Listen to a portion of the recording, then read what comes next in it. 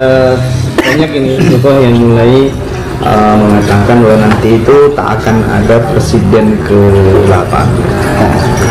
Pandangan atau keyakinan Mas Dino sendiri bagaimana Mas terkait dengan itu Mas? Ya perubahan alam, perubahan tatanan kehidupan ya. Kalau yang namanya perubahan alam pasti pemerintah berkafir, bang we bubar, kantornya heran bro habis.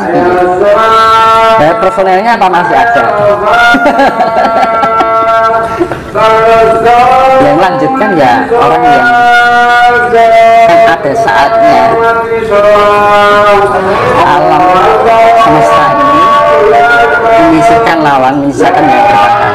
Berarti yang bertahan ini ya sing lanjutnya gak sing enak. Dan sing rana apa ya yang enggak. Sekarang gini aja. Ini saya ya ini di dalam pemerintahan sehat enggak? Enggak. Negara ini sudah sehat enggak? Enggak, parah ini Mas. Ibarat telur itu gosok. Ya, itu perkara gosok itu urusan Gusti Allah. Jadi sepenting jaga ucapan kita tuh sampai ngomong elek. Penting kita membaca aja, membaca. Ininya sudah gak ada ya, yang gitu. Sekarang gimana? Pemerintah aja kita nggak paham dengan hidup. Namun kok urip ini kudu mungkin wong akeh, gitu. Mungkin wong akeh kan kudu ngerti sejatine wong menungso. Namun kok urip dan tentrem iki dulunya ana ning atine awake dhewe. Karena pendidikan nilai tidak dicerminkan. Apa ada pendidikan yang sekolah-sekolah mengajarkan tentang pendidikan nilai anak-anak secara teori, mungkin secara agama seperti ini, tapi secara penerapannya sehari-hari kan nggak ada prakteknya. Orang belajar diri sendiri dari diri masing-masing, makanya hanya orang-orang yang terpilih, orang yang bisa memahami, orang yang bisa introspeksi diri, rumangsani salah, rumangsani untuk kekurangan, justru orang itu yang baik, yang gitu. Mana rumah so pinter repot kan gitu.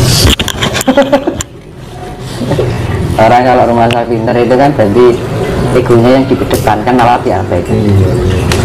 Jadi ibu karpe di. Jadi kalau kita rumangsani salah, oh iya itu enak. Soalnya untuk mungkin kayaan. Justru ngelok itu nggak kadang ada kekayaan di antara orang sadar kan gitu, yang ini kan gitu. Jadi kita terapkan dalam di kehidupan sehari-hari, kurangi untuk mencaci maki orang. Kalau ada orang salah ya ditungak kulai, gulung-gulung kayak tangilingan. Ya anakmu naring.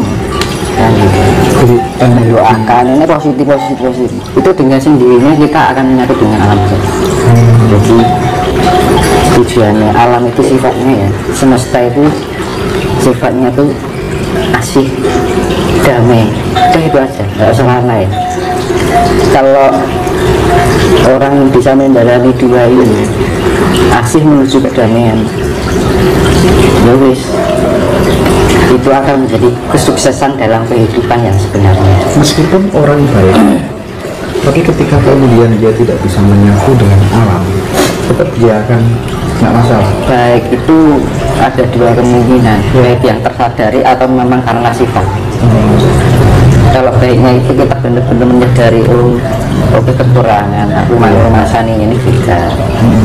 Tapi kalau baik memang dasarnya sifat itu akan tertuntun dengan sendirinya, terarah, akhirnya jadi paham juga. Tapi kalau baiknya, nah wong baik kan pasti terarah toh.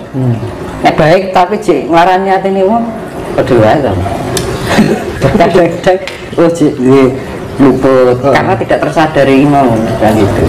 Ketika guru-guru itu terjadi nih Mas, dan alam itu terjadi nih Mas, kalau kemudian orang-orang yang tidak menggunani dalam tanda kutip bagi alam semesta, bagi alam lah ya, nggak bisa menyatu dengan alam, intinya kan yang akan selamat ini kan saya melihat secara general itu kan orang-orang yang baik. Terus dunia ini kalau yang tersisa hanya orang-orang yang baik aja kan nggak imbang, padahal baik dan buruk itu kan hakikatnya kan. Jadi gini, sebenarnya itu gini, antara yang baik dan tidak itu lebih banyak yang baik. Itu ya, nah, itu rasional itu. Nah sama saya ini ngapik karo sing elek. Iya. Dibalik tok sini. Jadi kurvanya itu dibalik. Betul. Semangat. Langsungnya dibalik itu langsung dulu. Wah, Rasional. Rino. Kayak nih suara kerenan. Jadi mau berarti kalau orang yang di zaman besok itu misalkan antara baik dan tidak itu lebih banyak baiknya, yang tidak ini berarti diberi kesempatan untuk menjadi baik. Setidaknya itu orang elek-elek banget, itu orang elek-elek banget. Aku nggak sabar sebenarnya pengen lihat pergantian 2024 itu kira-kira apa yang akan penting terjadi. itu kita persiapkan dulu ya, seperti yang saya tanyakan, kita lakukan kewajiban terlebih dahulu daripada kita mengharapkan hak. Siap. Nah itu kalau kita mengharapkan hak, kalau kita nggak bisa menjalani kewajiban, ya nek kelakon selamat, nah ora kan gitu. Harapan hanya sia-sia toh, hanya sebatas sama apa lisan kan gitu. Nah makanya kan caranya aku bisa ya aku melakukan itu, minta ape, berbuat kebaikan ya toh, enek pangroso terus tinggal sama ibu kayak kok sehari ya itu rasa, terus enek alam.